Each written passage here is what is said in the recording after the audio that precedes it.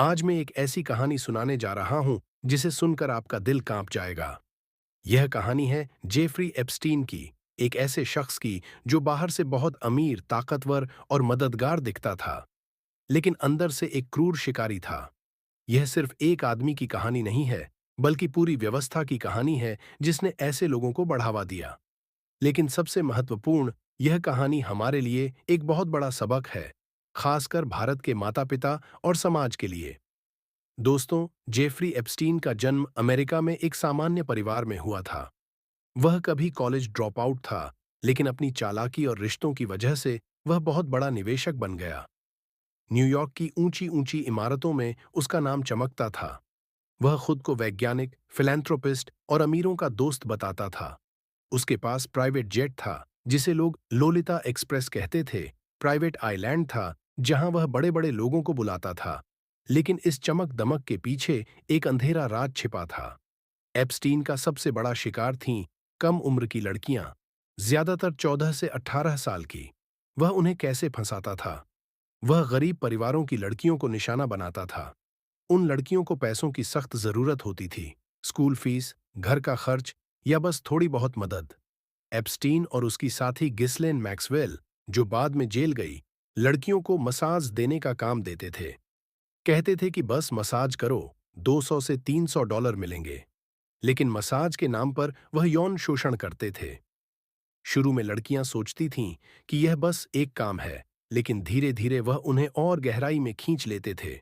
वह लड़कियों को एक दूसरे को लाने के लिए भी इस्तेमाल करते थे। अगर कोई लड़की दूसरी लड़की को लाती, तो उसे एक्स्ट्रा पैसे मिलते। यह एक पिरामिड स्कीम जैसा था। एक लड़की कई लड़कियों को लाती और वे और लड़कियां लातीं। फ्लोरिडा के पाम बीच में उसके घर से लेकर न्यूयॉर्क, न्यू मैक्सिको, यूरोप और उसके प्राइवेट आइलैंड तक यह जाल फैला हुआ था।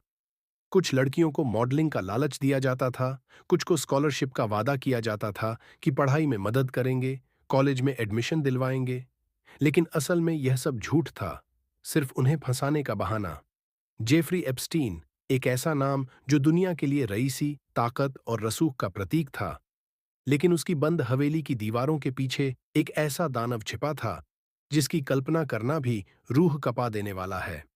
यह कहानी सिर्फ एक अपराधी की नहीं है, बल्कि उस व्यवस्था की है जिसने एक जालिम को पाल पोस कर इतना बड़ा बना दिया कि वह मासूमों की जिंदगी से खेलने लगा। न्यूयॉर्क की ऊंची इमारतों के बीच, जहां रोशनी कभी कम नहीं होती, एप्स्टीन ने अपना जाल बिछा रखा था। वह खुद को एक महान निवेशक और मददगार बताता था, लेकिन असल में वह एक शिकारी था जो कमजोर और लाचार बच्चों की तलाश में रहता था। उसका सबसे बड़ा हथियार पैसा नहीं, बल्कि जरूरत थी। वह जानता था कि गरीबी इंसान से क्या क्या करवा सकती है। इसी शहर के एक पुराने और छोटे से इलाके में रहती थी आयशा। आयशा के पिता एक मामूली मजदूर थे, जो सुबह सूरज उगने से पहले काम पर निकलते और रात को थके हारे लौटते। घर की छत टपकती थी, राशन के डिब्बे अक्सर खाली रहते थे, लेकिन आयशा की आंखों में पढ़ाई को लेकर एक चमक थी। वह अपने स्कूल की सबसे होनहार छात्रा थी। उसके पिता अक्सर कहते थे, बेटी बस तू पढ़ ले, हमारा नसीब तू ही बदलेगी। लेकिन गरीबी एक ऐसी जंजीर है जो सपनों के पैरों में बेड़ियां डाल देती है। एक दिन स्कूल के बाहर आयशा को एक सलीके से सजी धजी महिला मिली। उसने खुद को एक एजुकेशनल एनजीओ की कार्यकर्ता बताया। उसने आयशा से बड़ी हमदर्दी जताई और कहा कि उसके पास एक ऐसी योजना है जिससे आयशा को पढ़ाई के साथ साथ वजीफा, स्कॉलरशिप भी मिलेगा और उसे मसाज थेरेपी सीखने का मौका दिया जाएगा, जिससे वह अपने पिता की मदद कर सकेगी। उस महिला की बातों में इतना शहद और आंखों में इतना झूठा प्यार था कि मासूम आयशा उसे फरिश्ता समझ बैठी। आयशा ने सोचा कि अगर वह कुछ पैसे कमाने लगेगी, तो उसके पिता को 2 वक्त की रोटी के लिए इतनी मशक्कत नहीं करनी पड़ेगी। उसने घर पर बस इतना कहा कि उसे स्कूल की तरफ से एक विशेष ट्रेनिंग के लिए चुना गया है। अगले दिन एक आलीशान काली गाड़ी आयशा को लेने आई। आयशा अपने घर वालों से विदा लेकर उस गाड़ी में रवाना हो गई। वह गाड़ी उसे शहर के सबसे पॉश इलाके की एक विशाल हवेली के सामने ले गई। आयशा ने अपनी जिंदगी में इतनी बड़ी इमारत कभी नहीं देखी थी। अंदर कदम रखते ही उसे लगा जैसे वह किसी दूसरी दुनिया में आ गई है। लेकिन जैसे ही बाहर के दरवाजे बंद हुए, उस महल की चमक खौफ में बदलने लगी।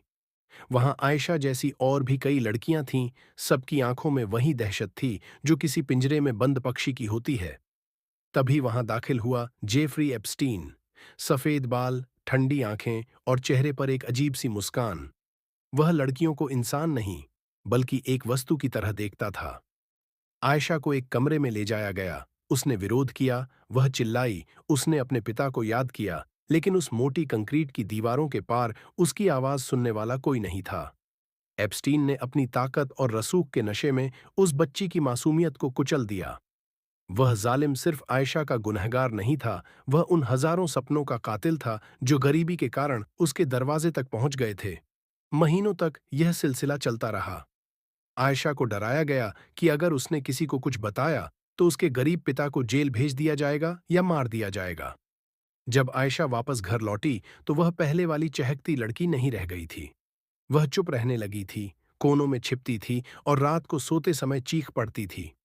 उसके पिता, जो उसे दुनिया की हर मुसीबत से बचाना चाहते थे, वे अपनी सादगी में समझ ही नहीं पाए कि उनकी बेटी के अंदर क्या टूट गया है। उन्हें लगा कि शायद पढ़ाई का बोझ ज्यादा है। उन्होंने जब भी प्यार से पूछने की कोशिश की, आयशा ने डर के मारे मुंह मोड़ लिया। उसे लगा कि अगर वह सच बताएगी तो उसके पिता शर्मिंदगी से मर जाएंगे। सालों बाद जब एप्स्टीन का काला साम्राज्य ढाना शुरू हुआ और दुनिया के सामने उसकी दरिंदगी की खबरें आईं, तब जाकर आयशा जैसी सैकड़ों लड़कियों को बोलने की हिम्मत मिली। कानून ने अपना काम किया। एप्स्टीन जेल गया और वहां उसकी मौत हुई। लेकिन क्या वह मौत उन जख्मों की भरपाई थी? बिल्कुल नहीं। भारत के हर घर के लिए एक सबक। इस दर्दनाक कहानी का सबसे बड़ा सबक यह है कि अपराधी हमेशा अजनबी नहीं होते, वे अक्सर मददगार बनकर आते हैं। आज के दौर में भारत के हर माता पिता को यह समझना होगा कि अपने बच्चों को सिर्फ स्कूल भेजना काफी नहीं है। हमें उनके मन तक पहुंचने का रास्ता बनाना होगा। अक्सर हमारे समाज में माता पिता बहुत सख्त होते हैं। हम बच्चों पर चिल्लाते हैं, उन्हें डांटते हैं, जिससे उनके मन में एक डर बैठ जाता है। इसी डर का फायदा बाहर के शिकारी उठाते हैं। वे बच्चों को वह कान और कंधा देते हैं जो उन्हें घर पर नहीं मिलता। अपने बच्चों से दोस्ती का रिश्ता रखें। उनसे दिन भर की छोटी छोटी बातें पूछें। अगर बच्चा अचानक शांत हो जाए, स्कूल जाने से डरे या किसी खास इंसान के नाम से सहम जाए, तो उसे डांटें नहीं, बल्कि उसे गले लगाकर पूछें कि बेटा क्या बात है, मैं तुम्हारे साथ हूं। अपने बच्चों को सिखाएं कि उनका शरीर उनका अपना है और किसी को भी उन्हें गलत तरीके से छूने का हक नहीं है। गरीबी को अपनी कमजोरी न बनने दें कि कोई चंद रुपयों का लालच देकर आपके बच्चे का बचपन छीन ले। याद रखिए, एक जालिम तभी तक ताकतवर है जब तक हम अपने बच्चों के साथ खड़े नहीं हैं। अपने बच्चों से प्यार से बात करें ताकि कल को अगर कोई उन्हें डराने की कोशिश करे तो उनके मन में सबसे पहला ख्याल यह आए कि मुझे अपने पापा मम्मी को बताना है, न कि यह कि पापा मम्मी मुझे डांटेंगे। आपकी ममता और आपका भरोसा ही आपके बच्चे की सबसे बड़ी ढाल है।